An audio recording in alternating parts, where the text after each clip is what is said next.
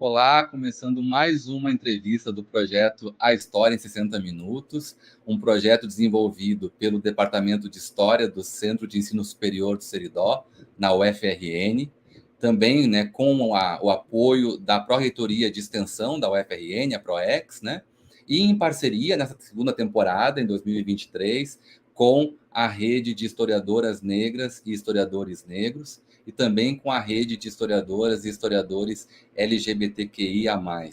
As entrevistas ficam disponíveis, são gravadas aqui ao vivo pelo YouTube todas as terças-feiras, ficam disponíveis nesse formato audiovisual no YouTube, logo depois, e ganham também uma versão em podcast que fica disponível no Spotify. Basta procurar, quem preferir ouvir a entrevista, ou divulgá-la por esse formato. Fica disponível no Spotify na conta de A História em 60 Minutos. É só buscar no Spotify, é fácil de encontrar.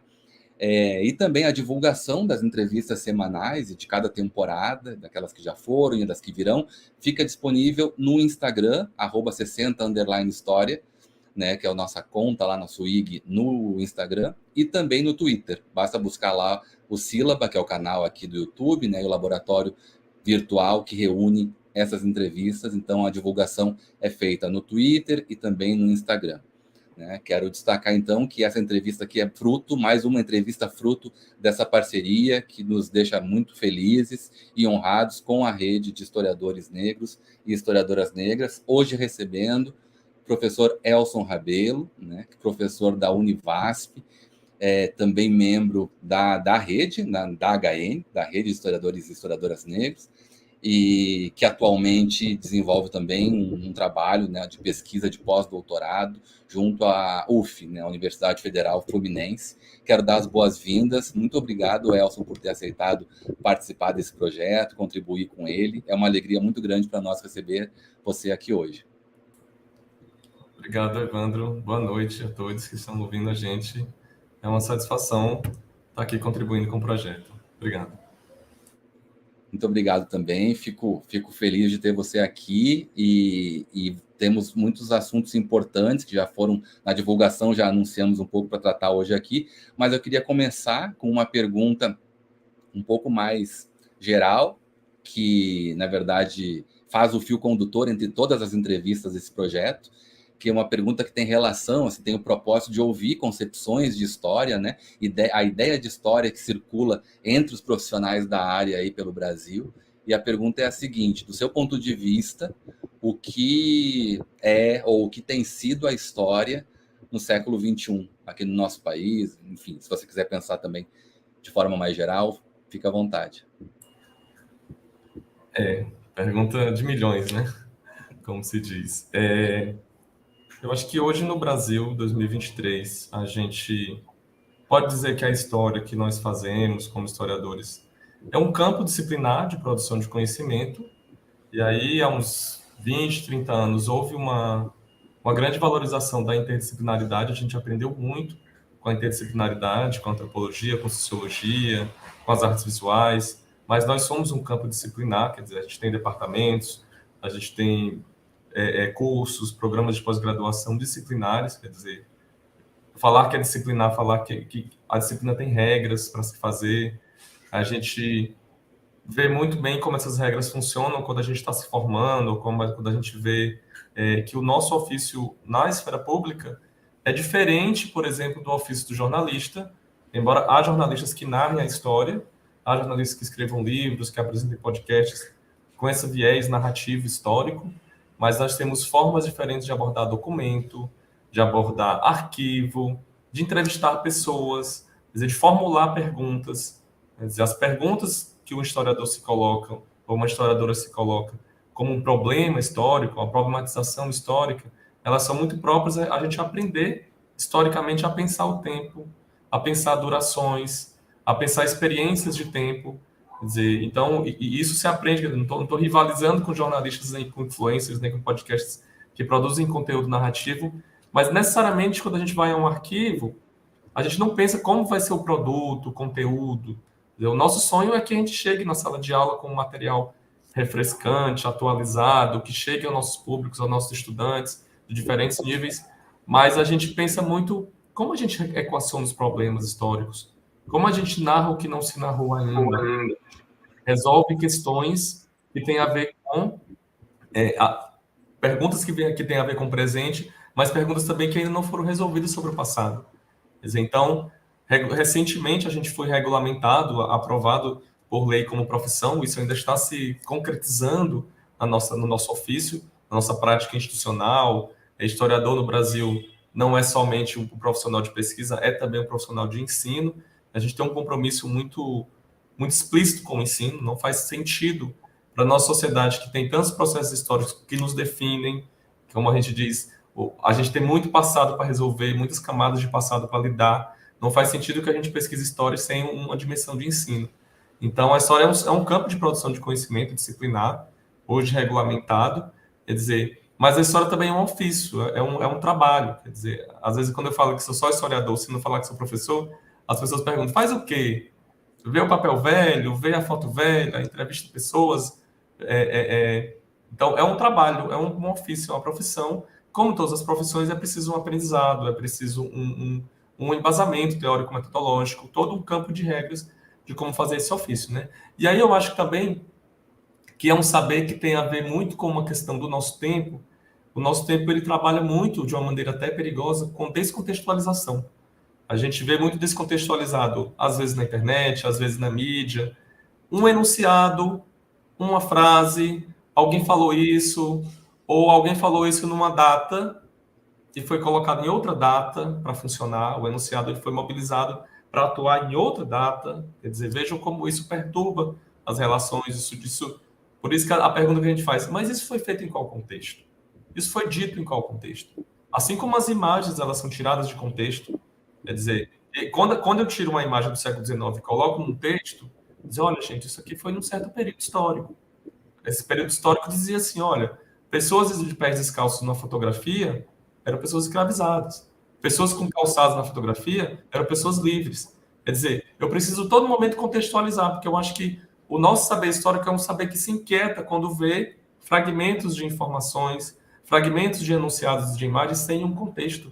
Porque nós, historiadores, sabemos que esses fragmentos têm uma densidade histórica muito maior, dizem respeito a camadas de experiência, camadas de duração muito maiores. E acho que o nosso saber é isso: fazer história no século XXI é lutar contra toda essa descontextualização que favorece negacionismo, que favorece que eu diga: não, isso não existiu, isso é muito solto, isso não tem consistência, não tem testemunho, não tem prova. E a gente sabe, a gente aprende como eleger os testemunhos, como constituir provas, como criar documentos, como trazer para a nossa narrativa o que é exatamente o que nós entendemos pela experiência do tempo, uma experiência socialmente vivida, uma experiência disputada historicamente, como se narra o tempo. O nosso tempo tem uma discussão sobre versão de narrativas, disputa de narrativas. Antes dessa palavra entrar em moda, os historiadores trabalhavam com narrativa de outra chave. Quer dizer, a gente sempre soube que narrativa é algo que se disputa, porque narrativa, para ela surgir, tem que ter um contexto institucional, uma configuração social, uma disputa sobre quem perde e quem ganha para poder contar uma história. Quer dizer, a gente sabe em teoria da história, a gente sabe, até dialogando com movimentos sociais que atuaram historicamente, que quem ganha narrativa, quem ganha um certo debate, quem ganha uma certa disputa, também disputa o poder de narrar sobre como foi aquilo. Quer dizer, como o Walter Benjamin fala, os nossos mortos não sossegam enquanto a gente não disputa como a história desses mortos vai ser contada, de que maneira vão ser apagados ou relevantes para o que vai ser contado no futuro, né? Excelente, excelente reflexão, muito boa, muito inspiradora a sua fala, assim, nossa, você tocou em pontos bem relevantes, assim, eu acho que a gente vai poder desdobrar aqui, inclusive nas próximas questões, continuar falando sobre isso, mas você já anunciou aí muitos pontos importantes, Elson. Eu queria aproveitar o fato também dessa sua atuação, né, que ela é interessante porque você atua nos estudos visuais, né, trabalha com imagem, que já permite também, eu acho, certas reflexões, certos pontos de vista críticos, como você já trouxe nos exemplos que você mencionou na sua resposta, na sua primeira resposta, né? E você atua, né, num curso de artes visuais também na Universidade Federal do São Francisco, né, do Vale do São Francisco, né?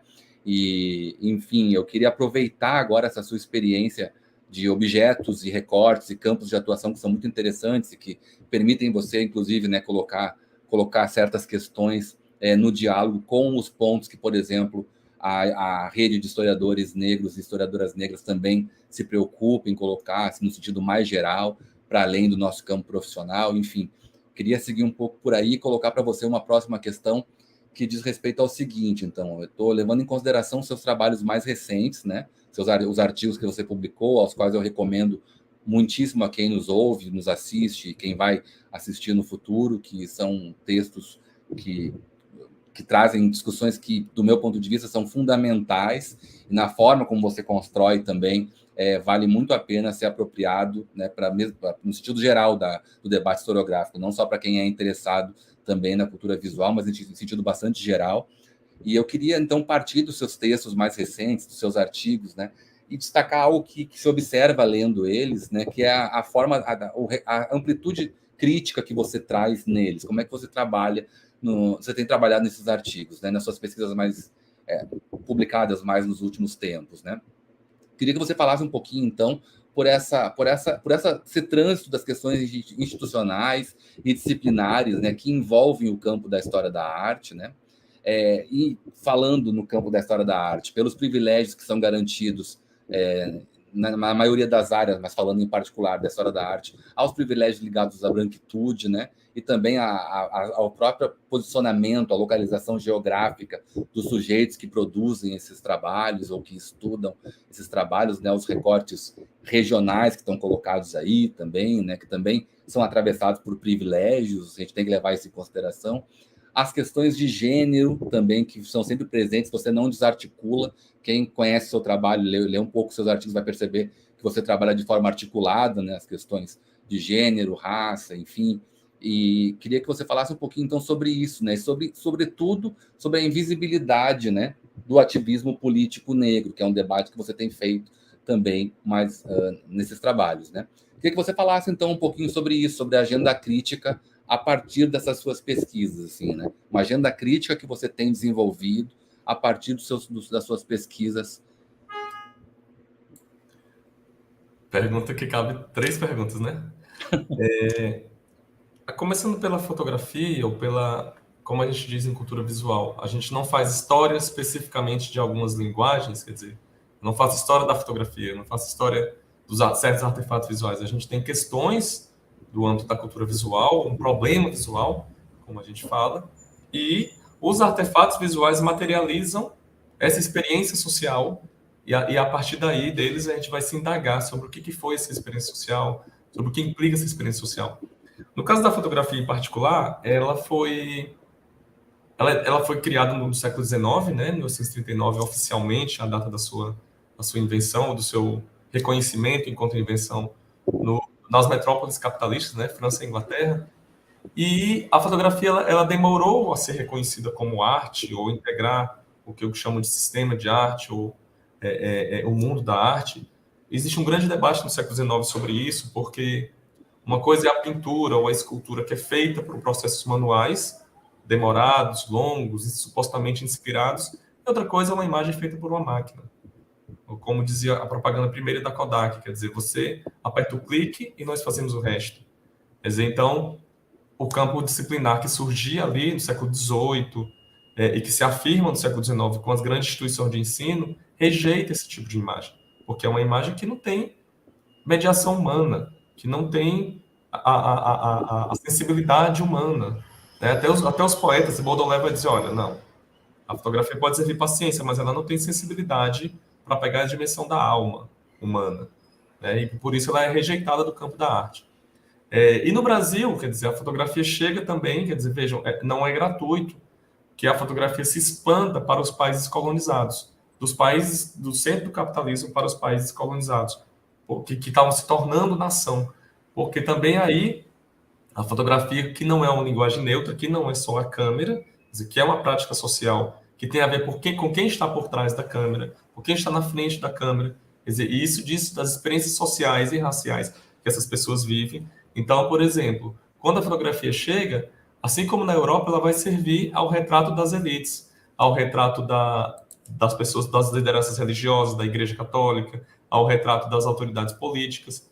Com o próprio tempo da diversificação tecnológica da fotografia, ela se populariza, ela se democratiza, como se diz. Quer dizer, e isso vai tornando ela mais suspeita para o campo da história da arte, porque a história da arte, ela se diz no Ocidente como uma experiência excepcional. Quer dizer, o que é a experiência excepcional? É uma experiência que ela te isola do resto do mundo, do resto das coisas. Quer dizer, por que a gente entra numa galeria de arte? A galeria de arte geralmente é branca, como alguns chamam, é um cubo branco, que não tem ruído.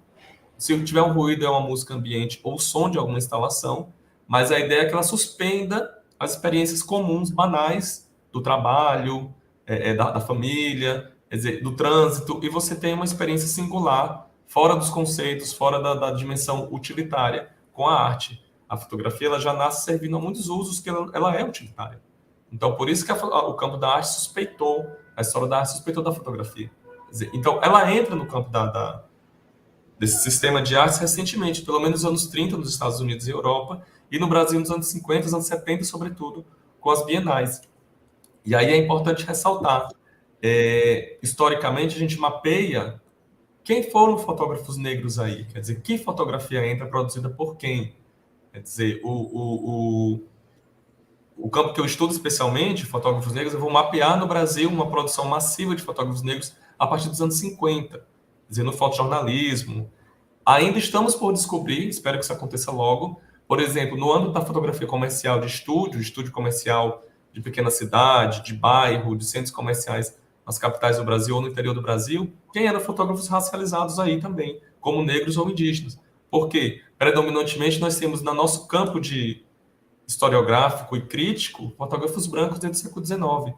Isso tem um impacto, por exemplo, quando você vai ver fotógrafos brancos fotografando pessoas escravizadas no século XIX, fotografando populações indígenas, fotografando pessoas pobres, quer dizer, o que chamam de fotografia social, quer dizer, ou fotografia de denúncia social. Isso geralmente é fotógrafos brancos. E aí, o cânone da arte, da história da arte, ele acontece também, ele opera também por essas seleções. Há alguns anos atrás, um historiador da arte, muito reconhecido hoje, ele vai dizer assim, e aí, se a gente colocar no cânone as fotografias feitas no manicômio no século XIX, quando as mulheres tinham crises de histeria, que a medicina ia tratar como histeria, e a medicina colocou dentro do hospital psiquiátrico uma câmera e um fotógrafo. Quer dizer, e esse historiador vai dizer, por que a gente não considera isso como história da arte? Hoje, não sei se isso é plausível. Esse historiador, Jorge Dilberman, ele tem um livro sobre isso. Por que isso não é plausível? Porque nós temos um debate antimanicomial que vai dizer, olha, por que expor fotos de pessoas encarceradas em manicômio? Qual é a memória dessas pessoas? Qual o direito de imagem dos descendentes dessas pessoas? Então, existe um debate ético sobre isso hoje. Quer dizer, mas vejam, é muito mais fácil isso ser colocado na França, que se assuma a imagem de manicômio como história da arte, do que você assumir a imagem dos países colonizados pela França. Ou da Guerra da Argélia, quer dizer, ou da resistência à colonização dos países africanos. Quer dizer, isso não era arte. Quando isso entra como arte, assim como outros artefatos e objetos produzidos por pessoas desses países, desses lugares, vai ter um crivo próprio da apreciação moderna, modernista da arte, que vai ser um crivo de dizer, olha, isso é uma arte, mas isso é naif, isso é étnico, isso é espontâneo, isso é ingênuo, isso não tem formação acadêmica, isso não frequentou as belas artes, isso não tem vanguarda. Então, vejam, o campo da história da arte ele também opera por seleções, nesse sentido que dizem de quem está nomeando, quem está escrevendo, quem está disputando também essa questão. Então, por exemplo, se eu for falar no Brasil, quer dizer, no Brasil é uma reflexão muito interessante a gente fazer, porque hoje os artistas indígenas estão ocupando a cena pública, a cena das exposições, dos espaços expositivos, das instituições de grande relevo. Quer dizer, o MASP apresentou um programa de exposições nos próximos anos só sobre arte indígena, depois de uma grande temporada de arte negra e de arte feminina e feminista. Então, veja, o cânone está sofrendo muitos abalos. Vocês devem lembrar de um cartaz que a Frente 3 de Fevereiro tinha colocado no MASP, que era Onde estão os negros? E essa foto, esse cartaz, ele era tensionando, porque essa mesma frente levava esses cartazes para o estádio de futebol, tensionava o racismo no futebol, quer dizer, que não é de hoje, do caso de Vini Júnior, o racismo no futebol. Quer dizer, mas a Frente 3 de Fevereiro, nessa ação performática, dizia, olha, Estamos trazendo um enunciado de problematização disso. E aí, o sistema de artes pensar, olha, cadê os indígenas? Porque nesse período que se afirma uma crítica da arte moderna, modernista, uma história da arte como campo de reflexão, de produção, inexiste, por exemplo, uma vanguarda indígena. Por uma série de questões teóricas, históricas, conceituais. Quer dizer, vanguarda é tido como um conceito moderno, modernista, que vem dos países colonizadores, quer dizer, a vanguarda surrealista, a vanguarda concretista. Quer dizer, e os povos indígenas são considerados, os povos indígenas, como não, eles estão em outro tempo. Não, o que eles produzem não é arte. No máximo, você traz uma cerâmica marajoara, que não é arte de um sujeito, de um indivíduo, é de uma coletividade que ficou no passado. Quer dizer, ao ponto de hoje, a historiografia está disputando, por exemplo, existe uma vanguarda negra no mundo, nos países africanos, no renascimento do Harlem, no Haiti, no Brasil, em Cuba. Quer dizer, hoje a gente pode falar sobre isso, mas eu não posso falar de uma vanguarda de artistas negros sem eu pensar que esse modernismo negro, essa experiência de produção de arte negra coincide com o nosso pós-abolição. Coincide com o período que o movimento negro começou a denunciar há 40, 50 anos atrás, dizer, olha, como se dizia, a abolição foi inconclusa, a abolição é falsa, a abolição, são os termos que o movimento negro usava há 30, 40 anos, a farsa da abolição. Então, você pensar, por exemplo, será que a Tarsila do Amaral é tão representante da identidade moderna brasileira ao ponto de a gente aprender modernismo como a chave para essa identidade no começo do século XX? Esse é o projeto, essa é a memória que se construiu no livro didático, nos museus, quer dizer, em tudo que nos formou enquanto indivíduos brasileiros. Na mesma época, você tem uma produção artística negra, quer dizer, que não é pensada nessa chave. Quer dizer, os irmãos Timóteo da Costa, que produziram também na virada do século XIX para o século XX, eles não são pensados nessa chave, que são pintores negros. Ah, mas os irmãos Timóteo não frequentaram a vanguarda, eles estavam na academia. Quer dizer, esse é um recorte, um questionamento estético, formal, para eu apreciar as imagens de Tarsila do Amaral ou dos irmãos Timóteo da Costa. Mas vejam, a Tarsila falando nos seus escritos que as inspirações para escrever sobre a negra eram as pessoas negras nas fazendas dos seus familiares. Uma coisa é um artista branco ter antepassados que tinham pessoas negras trabalhando no século XIX em suas fazendas. Outra coisa é o artista negro ter antepassados que eram esses trabalhadores, frequentemente escravizados. Vejam como isso não é gratuito na constituição de um cânone que vai nos formar enquanto brasileiros. Vejam, vocês sabem que o regime militar ele cultivou também a memória do modernismo, a memória da Semana de 22, e isso é cultivar a memória de como artistas brancos tiveram artistas negros como matéria de expressão, não artistas negros, mas culturas negras, quer dizer, a imagem da negra, a imagem do Apapuru indígena, a imagem, quer dizer, do Macunaíma, a referência literária do Macunaíma, isso entra como tema, isso não entra como sujeito. A gente não sabe o que os indígenas estão produzindo efetivamente nesse momento, ou pelo menos não sabia, é isso que a gente está disputando. Quer dizer, para não chamar um Heitor dos Prazeres, quer dizer, de naif, para não chamar o Heitor dos Prazeres de ingênuo, como quem não sabia o que estava produzindo como pintura, como composição de samba, porque não tinha formação acadêmica e acesso a essa formação. Porque se a gente falar de acesso, a gente vai falar de universidade, de instituição também elitizada e embranquecida, que é a Universidade Brasileira, né? Não sei se respondi, mas assim, só para a gente ficar também o recorte regional, porque modernismo se anunciou no Brasil em São Paulo. Quer dizer, então, se eu pensar em outras experiências de modernidade ou de tensão entre temporalidades com grupos sociais diferentes, eu vou pensar Belém, eu vou pensar Recife, eu vou pensar Salvador, o interior do Brasil e outras experiências sociais, né? Uhum.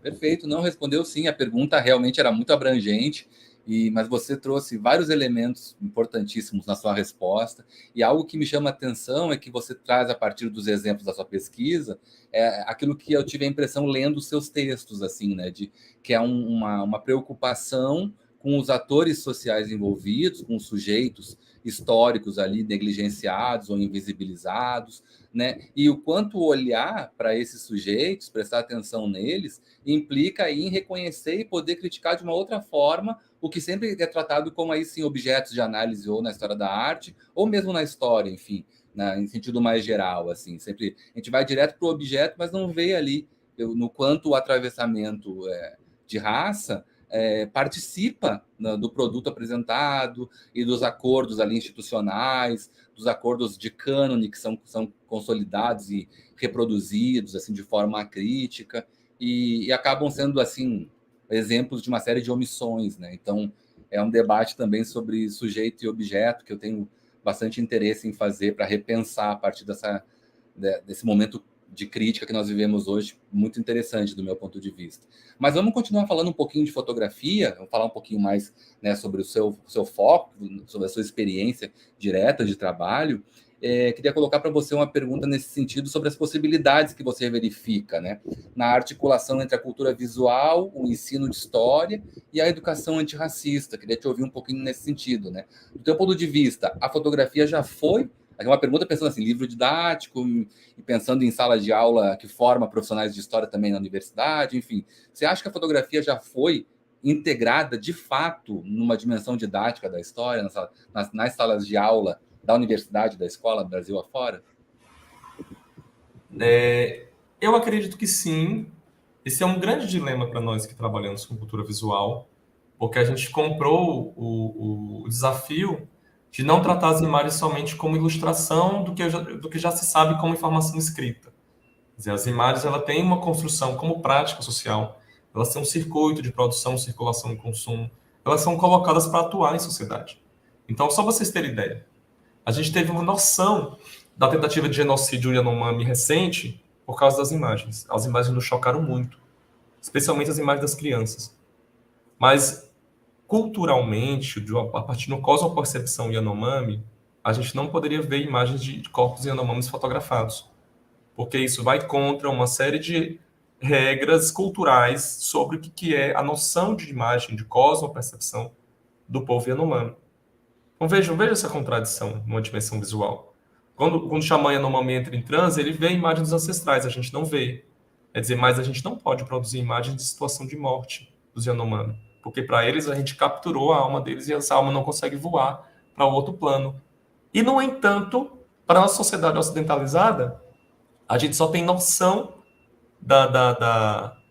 do terror do genocídio Yanomami quando a gente vê uma criança famélica, doente, naquelas imagens pavorosas. Então, vejam, a imagem foi colocada ali como agente político, como agente de denúncia. Mas vejam, esse é o nosso grande desafio no âmbito do ensino. A gente ensinar estudantes, ensinar cidadãos a tomarem as suas imagens como agentes de memória, agentes de cidadania, agentes de constituição política. Quer dizer, todo mundo já foi visto pelo Estado antes desse algoritmo, dessa proposta de reconhecimento facial que o metrô de São Paulo está fazendo, que a polícia da Bahia está fazendo. Todo mundo já foi visto pelo Estado, por quê? Porque todo mundo que tem uma CNH, que tem um RG, o Estado já viu seu rosto. Então, é uma imagem colocada para funcionar, é a imagem pela qual o Estado nos identifica como sujeito. Então, veja, é esse tipo de problematização sobre uma imagem que às vezes é tão banal, porque é muito comum, é muito banal dizer que as imagens hoje são ubíquas, quer dizer, elas estão em todos os lugares. Mas o que fazer com elas na didática da história? Como problematizar elas? Por exemplo, nós temos um exemplo muito, muito bom, que eu cito esse exemplo, eu gostaria que vocês pudessem seguir, que é o projeto Tem Cor no Ensino, que são profissionais negros e indígenas que trabalham com o ensino de história, racializando essa temática, mas os temas fundamentais do ensino de história, os recortes periódicos, eles vão racializar essa discussão, e isso tem um apoio de imagens também, é um exemplo muito bem sucedido no Brasil, e a gente tem muito a aprender com isso para pensar, olha, quando eu falo, por exemplo, em arquivo, o arquivo para mim é uma grande ferramenta, se bem utilizada, contra o negacionismo. Mas veja, nem todo mundo é profissional de história que vai para o arquivo. Como é que eu situo para o estudante da escola pública, da periferia, da comunidade rural, ou mesmo da escola privada, o que é uma noção de arquivo? Seja o álbum fotográfico da vovó, a galeria de fotos do celular, quer dizer, as fotos da associação comunitária, da associação de bairro, da igreja. Essas fotos, elas têm uma memória, elas são uma experiência de arquivo.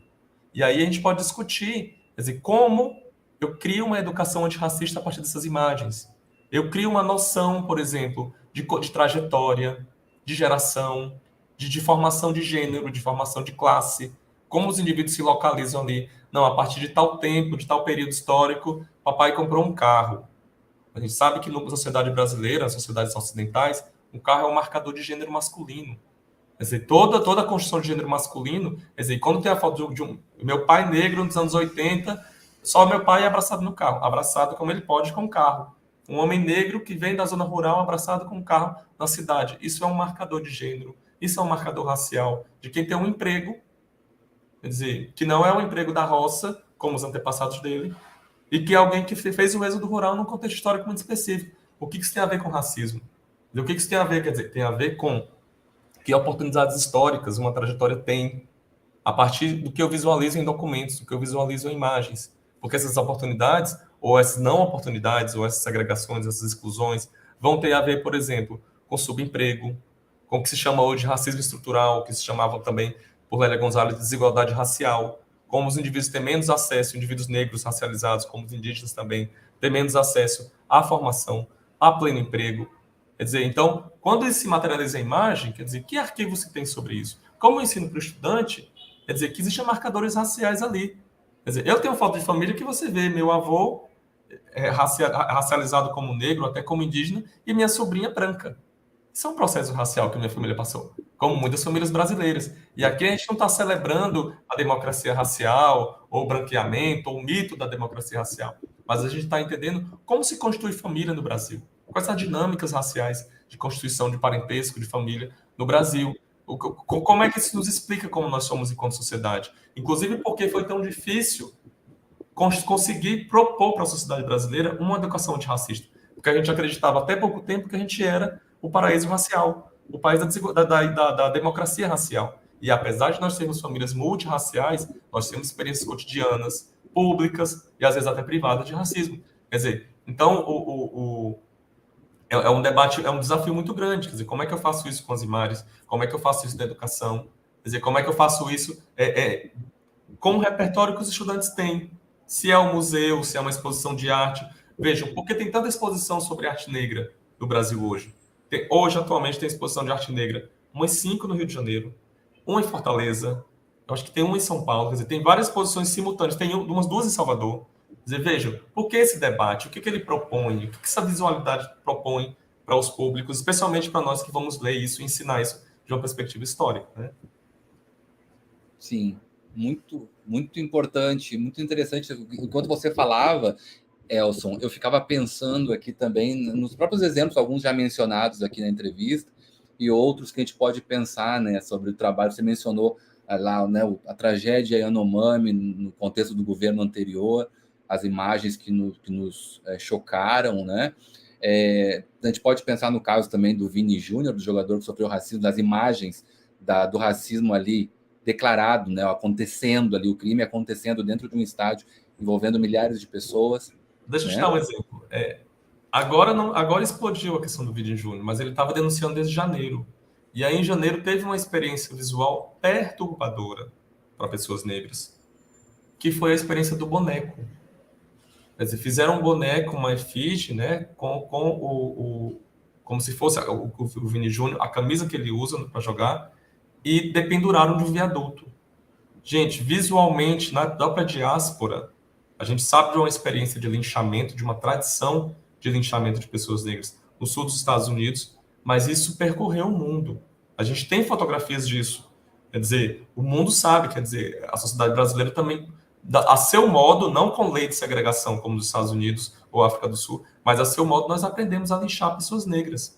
Quer dizer, então, essa referência visual do linchamento, quer dizer, você projetar o ódio racial ali no boneco, isso, antes de ser fotografado, já é uma performance visual pública, já é um recado que se dá publicamente para esse sujeito. Então, vejam, como isso é perturbador, por quê? Porque acho que é tarefa também nossa como educadores no campo da história pensar, olha, a gente precisa discutir isso. Quer dizer, no Brasil nós temos histórico de racismo no futebol, quer dizer, a Europa tem histórico de racismo no futebol, mas por que esses signos tão perversos são mobilizados na cena de maneira visual, através do signo visual? Quer dizer, por que isso? Quer dizer, qual a construção que se propõe com isso? Porque aí eu pensava, não, é só uma questão interna do clube, da liga. Não, existe público. Existe um público que opera nessa chave racista, que pensa, que se move em sociedade, que existe em sociedade a partir desse marcador, né? Essa profundidade histórica, como você falou agora, nos últimos dias explodiu esse caso, né, do Vini, mas já vinha já tem um percurso muito longo, né, de racismo ligado a esse contexto do futebol ali na Espanha. Outro exemplo que me ocorreu, que eu li hoje, saiu uma matéria em algum país, agora não lembro se foi na França, mas enfim, uma matéria comentando o fato de que as 3 novelas da Globo atuais têm protagonistas negros. E a matéria um pouco comemorava isso como se fosse um sinônimo de diversidade, né, racial colocada, assim, a sociedade brasileira representada de fato. E aí vários ativistas negros e negras eu vi comentando, dizendo, olha, depois de 500 anos, né, quase 500 anos de racismo, e quantas décadas de televisão, só agora, assim, a gente comemora mais ou menos. É claro que isso aí é uma coisa que deve ser mencionada, mas a gente tem que levar em consideração o fato de quanto tempo demorou para isso acontecer. As novelas eram feitas por atores e atrizes brancos, e ninguém questionava isso, né, numa sociedade como a nossa. Então, tem vários contextos em que, ao levantar o debate que envolve a questão racial a partir de imagens, a gente começa a encontrar a profundidade histórica e a gravidade dos problemas, né, como você trouxe agora esse caso, a seriedade do problema que está colocado para a gente, né? Então, queria só mencionar um pouquinho isso. A propósito de novela, eu acho que a gente não pode negar a contribuição do Joãozito Araújo nessa discussão. Quer dizer, porque, inclusive, o estudo da fotonovela como objeto, quer dizer, os historiadores são bem reticentes nisso, inclusive marcam um pouco de como o nosso campo, às vezes, se constitui de maneira elitista. Vou estudar literatura, vou estudar arte, mas novela massiva, popular, não. E vejam, a população brasileira, grande parte da população brasileira se entende, se narra ou se percebe como experiência social na novela. Quer dizer, quando o Joãozito Araújo tensiona, lá na sua tese de doutorado, sobre a negação do Brasil, que virou um documentário excelente, ele tensiona, olha, que lugares, não é que o negro não seja representado, não é que a pessoa negra não apareça, mas como ele é subalternizado na representação, como isso se disputa, e nessa disputa as pessoas negras saíam perdendo. Então, de lá para cá, quer dizer, seria até interessante, como muita gente coloca, se o Joãozito fosse refazer ou fazer outra versão dessa pesquisa, aí é uma dica para os jovens pesquisadores, né? A gente ia ver muitas mudanças, mas assim, é algo a se questionar, é algo a se problematizar. Quer dizer, por que nós pesquisadores não queremos esse artefato visual amado pela população brasileira? Quer dizer, o que isso diz sobre nossa Constituição, como saber, mas também como as tensões raciais chegaram ali, muito pelo esforço. Vocês imaginam, nos anos 90, quer dizer, não tinha um trabalho pronto sobre isso. É o trabalho do Joãozito que vai trazer visibilidade para isso. E muita gente diz assim, mas isso é só militância. Não é militância na medida, não é apenas militância, na medida que tem uma metodologia de análise da imagem, tem uma consistência bibliográfica de avaliação, de balanço dessas imagens, desse repertório de novelas que ele analisa, né? É verdade. Esse trabalho é impressionante, é muito bom e muito importante. Isso que você falou agora, né? Até a década de 90 não se tinha um trabalho sobre isso. E já iam aí quase 40 anos de telenovela, né? Então, 30, 40 anos de telenovela. O elitismo, ele atrasa as coisas, assim, né? Muito. Então, é importante mesmo trazer esse ponto que você coloca. Agora eu queria fazer um rápido intervalo aqui na nossa entrevista. Peço que continuem, quem está assistindo, continue aí. É só para a gente fazer aqui uma rápida inserção de um material de divulgação da rede de historiadoras negras e historiadores negros, e a gente já volta e continua a nossa conversa, tá bom?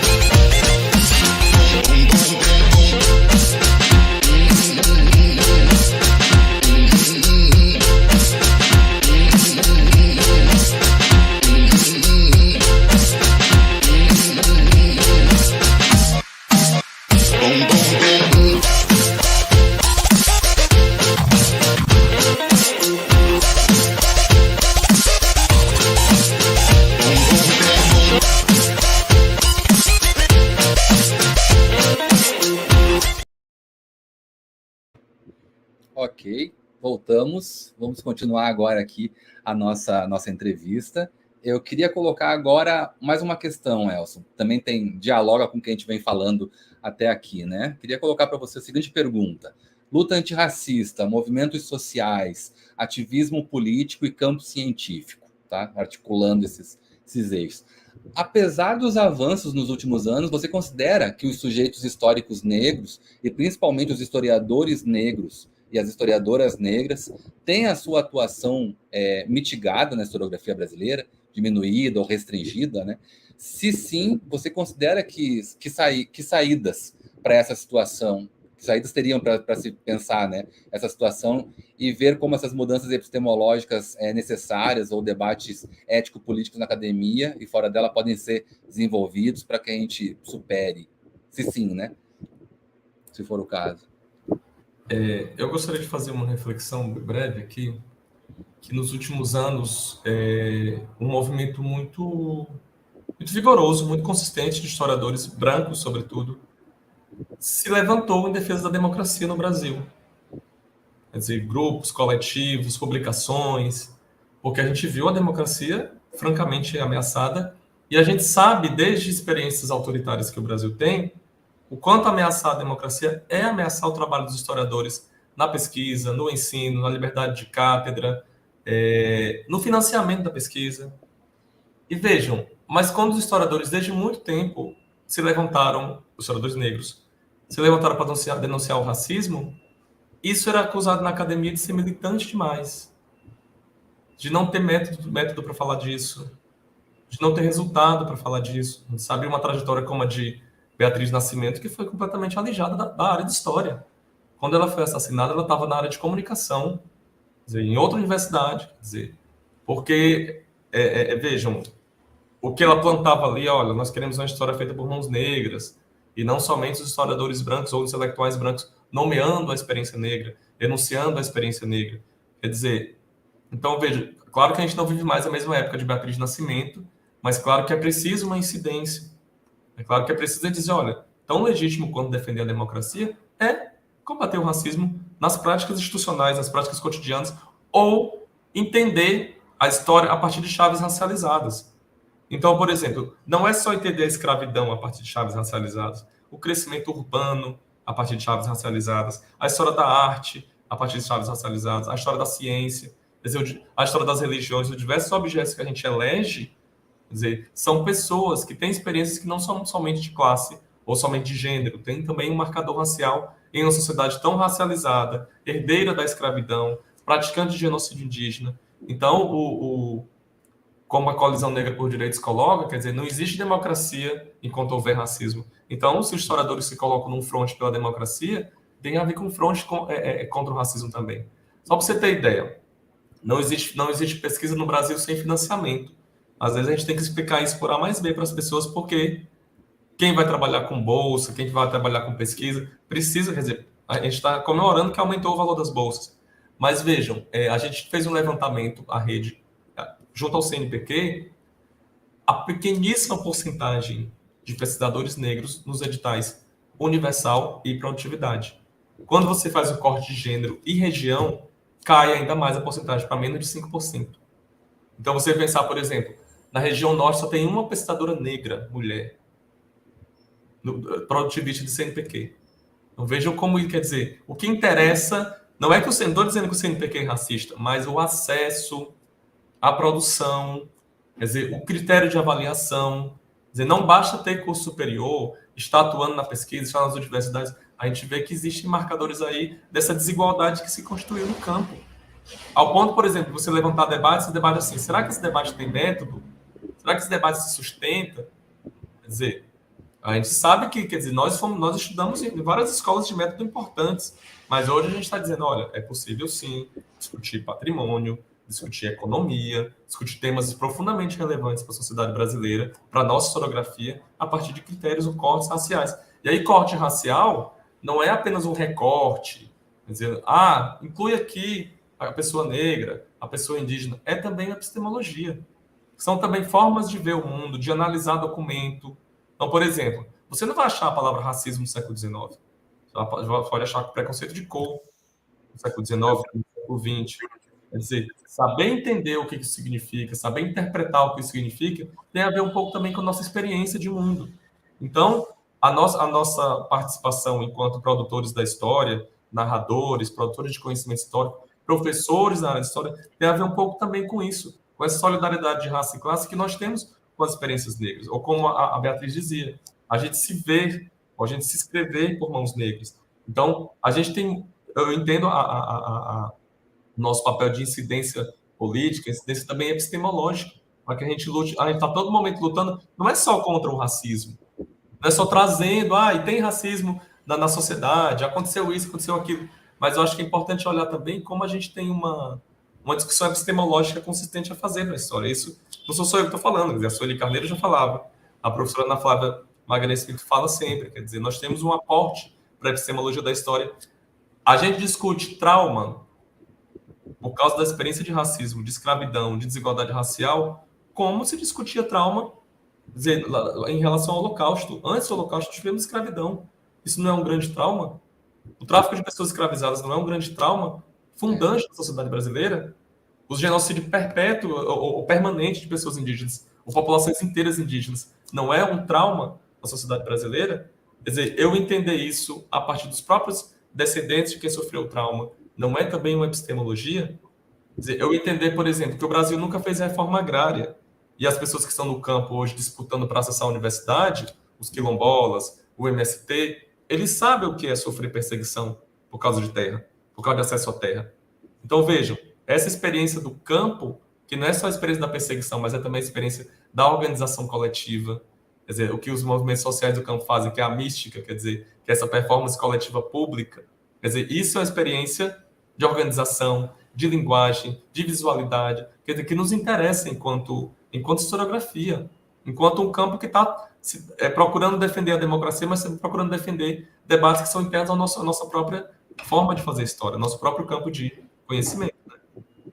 Sim, sim. É tão importante isso e se articula também com o que você falou agora, se articula com o que Iraceli Alves, que participou também, né, desse projeto, deu uma entrevista aqui também, comentou, falando sobre esse ponto da pesquisa e do espaço da pesquisa, de pesquisadores e pesquisadoras negras, né, no campo no campo da ciência, e ela falou sobre isso, sobre o quanto, por exemplo, fazer um trabalho como o que ela desenvolve, sobre história do mundo do trabalho doméstico, que envolve mulheres negras, envolve constituir, é um esforço de constituição de um arquivo que nem o Estado preservou, quer dizer, não houve nenhuma organização institucional que preservou esse material necessário para determinadas formas de abordagem desse assunto, e que isso envolve, portanto, uma dificuldade maior metodológica, que envolve precisar de mais de recursos para esse tipo de pesquisa. Então, tem uma questão aí que envolve também financiamento de pesquisa, enfim, estou levantando aqui um ponto entre os vários que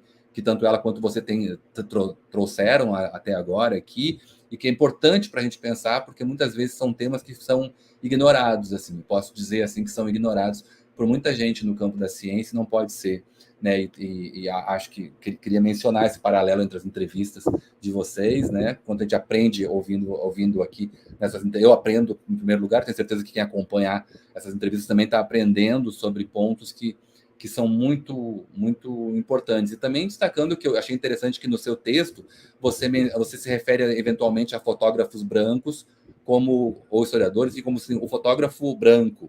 Você coloca. E aí eu entendi claramente a questão que você coloca ali, que não é só uma questão ali de um debate sobre a branquitude, uma questão racial. Envolve também assim as consequências para o trabalho de ser um fotógrafo negro ou um fotógrafo branco em termos de espaço de atuação, de possibilidade de repercussão daquele trabalho, quer dizer, de qual é o volume da voz de quem está falando. Então tem todo um debate ali metodológico e de crítica de resultados que você traz, né, que tem a ver com o fato de você mencionar e debater a branquitude. Então, nunca é tão simples quanto, assim, eventualmente podem pensar de uma dimensão que, como você mesmo falou, de militância. Nunca é colocado só no mais. Não que tenha um problema também na questão militante, que é um dado histórico importante para os grupos sociais, enfim, não vamos também repercutir preconceitos, mas assim, nesse ponto como você disse, compõe a crítica, né? O que está colocado ali compõe a crítica, tem um embasamento teórico, um trabalho já de muito tempo, né? Eu acho também, só já que você falou isso, porque essa adjetivação, né? O historiador branco, o fotógrafo negro, a arte negra. Quer dizer, eu acho que uma grande lição que a gente aprendeu com Abdias Nascimento é que a racialização, essa adjetivação racializada, ela é uma forma de resistir a um apagamento completo. Quer dizer, e aí se eu racializo o fotógrafo negro, porque dói tanto, às vezes, publicamente, quando a gente racializa sujeitos brancos. Quer dizer, é um problema que se cria, é um constrangimento que se cria. Quer dizer, é muito fácil demarcar quem é preto, às vezes, numa situação pública, ou quem é indígena, mas por que a gente naturalizou o branco? Porque o branco foi tido como humano, como a história, como a arte. Como universal, né? Como universal e como humano, como gente. Quer dizer, porque a gente sabe que racializar no Brasil, em sociedades diaspóricas, mesmo em África, racializar foi tirar a humanidade. Quer dizer, destratar como humano, no mesmo período que se faz a Declaração do Direito do Homem e do Cidadão, se escraviza pessoas, se massacra o Haiti. No mesmo período da Declaração dos Direitos do Homem e do Cidadão, o Haiti é massacrado por ser uma revolução negra. Então, quando eu demarco o negro, estou também demarcando, olha, o modernismo no Brasil, tal como se ensinou, é branco. É arte branca. Uma exceção, o Mário de Andrade, quer dizer, algumas exceções. Quer dizer, mas ele enuncia narrativas dessa perspectiva. As instituições, a própria crítica, ela se pensa, ou não se pensa como branca, porque ela naturaliza a branquitude como enunciadora da democracia racial, né? Quer dizer, a democracia racial do branco para os outros. Dos outros para o branco, quer dizer, você apaga muitas trajetórias, muitas narrativas, né? Eu gostei muito, assim, porque de fato é um trabalho no texto de desnaturalização mesmo, que tem uma repercussão crítica. Você entende a argumentação de uma outra forma. Achei isso muito interessante, muito importante. Também mencionei porque gostei muito assim da forma como você escreve. Colocar para você uma próxima questão agora, Elson, que tem a ver, né? Aqui a gente pensa sempre essa parceria também, no como esse projeto propôs um trabalho com a rede de historiadores negros e historiadoras negras, né? Para abrir um espaço, de fato, de discussão de temas que são importantes e um espaço garantido aqui nesse projeto, que nos interessa muito, e sou muito agradecido à rede por ter aceitado essa parceria. E queria ouvir, então, agora você, particularmente, assim, do seu ponto de vista, né, ouvir você um pouquinho sobre como é que você avalia o papel, né, da rede de historiadores negros e negras para a consolidação de um debate permanente sobre racismo no Brasil, como nós estamos tentando fazer nesse pequeno espaço aqui agora, né, tendo os passados históricos como base, né, já que é um campo profissional de profissionais de história. Eu gosto de pensar como a Beatriz Nascimento, né, que assim como ela pensava que não, ela queria tirar o objeto ou o campo de estudos do negro, das pessoas negras, da escravidão, a gente pode avançar e não limitar a reflexão, por exemplo, dos historiadores negros e das historiadoras negras ao racismo. Quer dizer, embora isso seja estruturante da nossa experiência social. Então, por exemplo, essa experiência da coluna Nossas Histórias, a coluna com Gueledéison Kushner, tem acontecido muitos trabalhos sobre comunidades quilombolas no Brasil inteiro. No norte do Brasil, no centro-oeste. Vejam, é um trabalho afirmativo também, não é só um trabalho de negar o racismo, mas de dar um relevo para a experiência de organização comunitária, de organização coletiva, quer dizer, de linguagem, de práticas religiosas, de práticas artísticas, de associativismo, de musicalidade, de outras experiências que não estavam na agenda da nossa historiografia. Quer dizer, é uma experiência de história pública. Quer dizer, a gente é uma célula de uma pesquisa maior, geralmente de graduação, mestrado, doutorado. A pessoa traz uma célula ali na coluna Nossas Histórias, mas você vê, olha, uma comunidade quilombola no Maranhão, que foi perseguida, ou no Pará, no Tocantins, foi perseguida pela ditadura. Claro que tem um marcador racial ali, é um dos textos que saiu recentemente na rede, na coluna, o marcador racial da ditadura perseguir uma comunidade quilombola por causa de práticas religiosas, que tinham a ver mais ou menos com a guerrilha do Araguaia. Mas vejam, além da perseguição racista da ditadura, existe uma organização coletiva na religião, na comunidade. Então, veja, a gente está pensando que essas formas de resistência, como os intelectuais negros têm colocado, e as feministas negras têm colocado, elas são profundamente criativas. Olha, uma trajetória como a Diana das Carrancas, que a gente pouco fala no Brasil, uma ceramista do Vale do São Francisco que mudou completamente a forma de se pensar a carranca, que era um objeto visual plástico dos navios do Rio São Francisco, e ela transformou isso em objetos de decoração de cerâmica. Então, existe uma tradição aí também escultórica no Nordeste brasileiro, populações negras na Bahia e Pernambuco, de escultura, mas vejam, eu não estou negando que ela sofreu racismo, não estou negando que ela sofreu sexismo, mas para além disso, ou nessas condições, que trajetória incrível, surpreendente a Diana das Carrancas, e que desloca o eixo do que eu entendo como arte no Brasil. Onde está a produção artística no Brasil? Tá no museu? Tá numa grande cidade? Tá numa metrópole? Tá na beira do Rio São Francisco pegando lama, argila e fazendo cerâmica, criando formas plásticas que dialogam com a diáspora, com a máscara africana, com as efígies de Exu, quer dizer, com a escultórica de Candomblé, embora ela não fosse de Candomblé.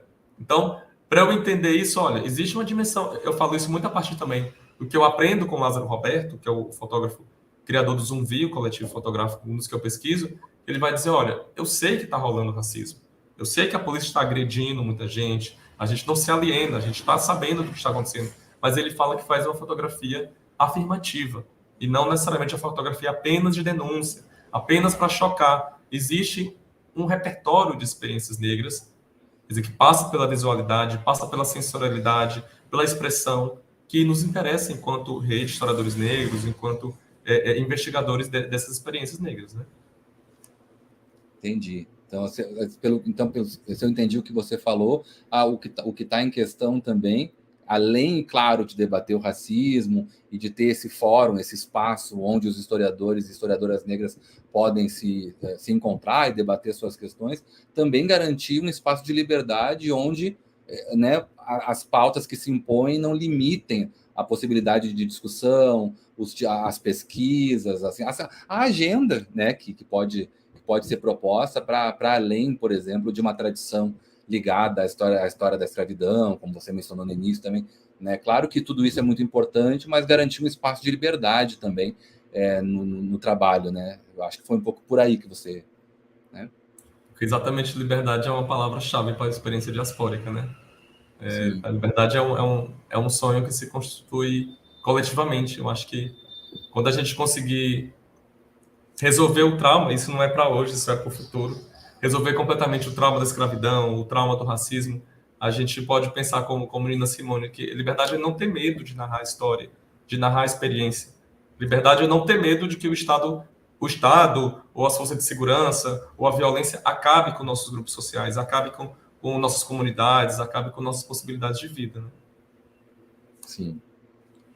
Perfeito, perfeito. E é muito interessante, eu sempre menciono isso, é que os debates feitos pelos historiadores da rede, de historiadores e historiadoras negros e negras, sempre fazem, como você fez ao longo de todas as suas respostas a essa entrevista, menção à questão indígena, né? Tem a questão ao espaço que envolve a mulher, enfim, aos problemas que envolvem a questão do feminino, né? Então tem a ver com uma preocupação solidária, assim, e política, de fato, né? Muito, além de muito importante, muito forte, de muita sensibilidade também, né? Eu acho que isso é importante também, uma sensibilidade para o mundo e para quem precisa ser percebido nas suas questões, que muitas vezes não é, né? Então eu acho isso, gosto sempre de mencionar porque é algo que é fundamental. Nós da história não podemos nunca abrir mão disso, né? Abrir mão desse ponto de vista. Mas, Elson, o nosso tempo está quase acabando, mas eu ainda queria abrir um espaço final, queria que você ficasse muito à vontade para, eventualmente, inclusive, falar algo que você, enfim, que não tenha sido contemplado pelas minhas perguntas, mas você considera importante que seja dito ou mencionado aqui nessa entrevista, né? Queria abrir esse espaço para isso, para você falar aquilo que você, talvez, como é que é a resposta a alguma pergunta que eu não tenha feito. E também queria, depois que você fizesse isso, se você quiser, é claro, gostaria muito que você falasse sobre como a experiência de trabalhar com a história e ter, então, esse olhar profissional em relação a ela, mudou a sua vida, ou muda a sua vida todos os dias, né? Queria que você falasse um pouquinho sobre sobre esse aspecto da experiência de se trabalhar com história e esse atravessamento da história que ocorre para quem trabalha com ela, no que ela modifica, no que ela participa da sua vida, ou enfim, transforma a sua vida todos os dias, né? Pergunta boa. Eu tive professores de esquerda, tive professoras feministas, embora a grande maioria dos meus professores tenham sido pessoas brancas, né? Isso é um debate que a gente está resolvendo com muito esforço no Brasil, a partir de legislação sobre concursos, e a história contribui muito sobre isso. A gente não pode esquecer da argumentação, por exemplo, do professor Luiz Felipe de Alencastro, como as cotas se relacionavam no tempo, com o tráfico de escravizados, quer dizer, como o Estado brasileiro deve à população negra esse tipo de política reparatória, né? Exatamente porque o tráfico de escravizados, durante grande parte do século XIX, ele foi ilegal. Quer dizer, mesmo que fosse uma coisa humana, ainda era ilegal, dado período histórico, né? Mas eu acho que a história ela serve para nos ensinar isso, quer dizer, você vê certas experiências sociais contemporâneas, por exemplo, grandes cidades do Brasil hoje vivem uma crise humanitária. As grandes cidades triplicou, quadruplicou a população em situação de rua. Claro que isso tem um recorte social e racial. Claro que você vê famílias inteiras na rua.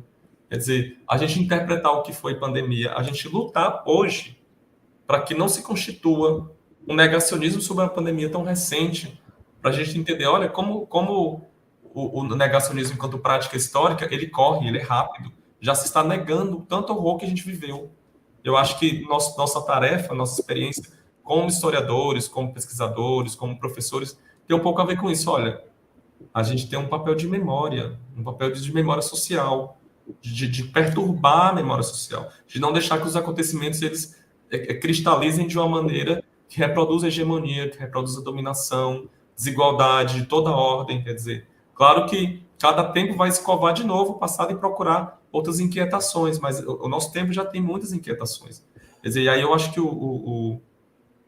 tanto o papel teórico da teoria, a gente escolher, olha, o que você quer ler como teoria? O que você quer ensinar como teoria?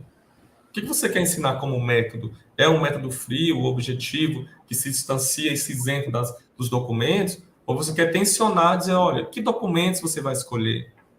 Que atores você vai fazer falar ou vai problematizar as falas no seu trabalho, na sua narrativa, nas suas citações? Quer dizer, tem mulheres nas suas citações, tem personagens que não foram ainda ouvidos nas suas citações. Eu acho que a história ensina um pouco isso. Esse trânsito disciplinar e interdisciplinar, esse trânsito de pensar o que é fazer uma narrativa sobre o tempo. As experiências de tempo não são unívocas, elas têm muitas questões, muitas camadas a se ver. A gente não vai dar conta de tudo, mas eu acho que como profissionais, toda essa dimensão ético-política, ou até de descriminalizar o que se entendeu por militância, acho que passa um pouco por isso também.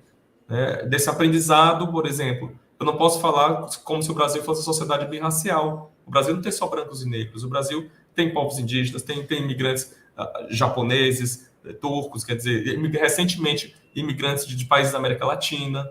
Quer dizer, então tem toda uma questões que vêm para o presente que nós somos demandados a interpretar também enquanto sujeitos e profissionais históricos. Né?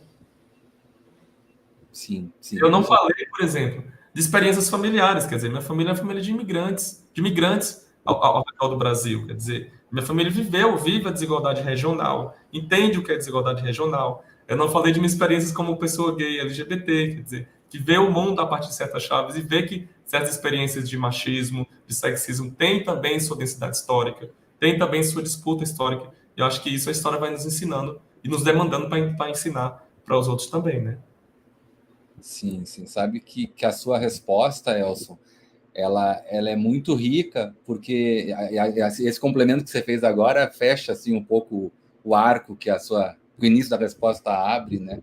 Porque você disse assim, a gente tem que, vou falar um pouco em outras palavras que eu entendi, assim, né? Você disse, olha, quando a gente monta um programa ou monta uma aula e vai debater um assunto, não existe um ponto de vista neutro ali, onde a gente supostamente vai se amparar. Sempre ali tem uma questão de escolha ética colocada, e aí, como você disse, né? Qual é a diversidade presente ou não no seu debate teórico-metodológico? Tem mulheres tem pessoas não brancas nesse programa, tem debates que envolvem questões de sexualidade, é levada em consideração toda essa diferença que atravessa o pensamento de historiadores, filósofos, sociólogos, artistas, enfim, todo mundo, né? Então, é um pouco isso. E como você depois, no final da resposta, agora no complemento, você, inclusive, se colocou como um exemplo, assim, tem toda uma diversidade de questões que atravessam você como profissional e como sujeito histórico, né? Que precisam ser levados em consideração, sobretudo porque a gente está falando no campo da história, tudo isso é histórico, né? E aí, como você disse, é uma possibilidade para a gente trabalhar e sensibilizar outras pessoas em relação a isso, e talvez, com sorte, contribuir para que elas também se reconheçam naquilo que as atravessa e possam se construir como sujeitos responsáveis, né, em relação ao que fazem, ao que falam, enfim, é isso que a gente espera, pelo menos, eu acho, dos nossos alunos e alunas, né, que eles saiam mais responsáveis por aquilo que eles fazem e dizem, né. Então, muito obrigado por essa resposta, muito obrigado pela entrevista também, que foi excelente, gostei muito de ler os seus trabalhos, gostei muito de conversar aqui hoje com você, espero que a gente possa ter outras oportunidades para continuar conversando, enfim, passo a palavra agora para você também se despedir de quem nos assistiu ou vai nos assistir daqui para frente. Eu que agradeço, Evandro, e a todos que fazem parte desse projeto. Agradeço também quem ouviu, quem viu essa aula, esse momento. Sigam a Rede de Historiadores Negros, se atualizem também, quem tiver tomado interesse por artistas e fotógrafos negros. Recomendo especialmente o Zumbi Arquivo Fotográfico, que é um coletivo de Salvador de mais de 30 anos de produção de imagens fotográficas. E a gente se encontra em outras oportunidades. Muito obrigado. Ok, obrigado também mais uma vez. Reforço todos os convites feitos pelo Elcio, sobretudo conhecer e visitar sempre as redes sociais, né, da rede de historiadores negros e historiadoras negras. E quero reforçar o convite, então, para quem tem acompanhado o projeto ou acompanhou hoje pela primeira vez, mas que acompanhe daqui para frente. E na próxima terça-feira, às 6h30, a gente volta com mais uma entrevista desse projeto, tá bom? Então é isso. Tchau, tchau.